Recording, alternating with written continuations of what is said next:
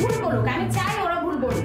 ভুল বললে আমি আছি এখানে রেকটিফাই করার জন্য, ওদেরকে যে শুধরে দিব যে তোমার গ্রামারে এইটার প্রবলেম হচ্ছে না, তুমি এভাবে করে বলবে, বা তোমার এইটার সমস্যা হচ্ছে আমি তোমাকে এভাবে করে শুধরে দিচ্ছি।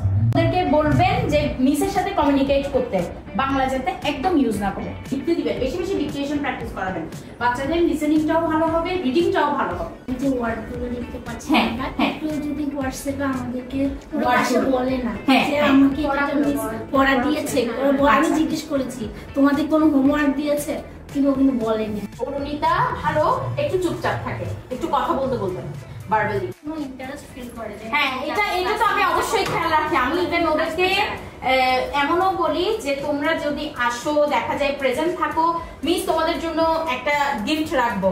ইভেন এটা কিন্তু আমি সবসময় করি প্রত্যেকটা ব্যাচে। বাচ্চার কোনো ইম্প্রোভাইজের কোনো জিনিস, যেমন ম্যাম আমার এই বাচ্চাটা এই ক্লাসে এই জিনিসটা বুঝিনি, তাহলে আমি পার্সোনালি ওকে কি করবো, নিজেই ওকে কলের মাধ্যমে বা টেক্সটের মাধ্যমে আমি আপনাকে বোঝানোর চেষ্টা করবো।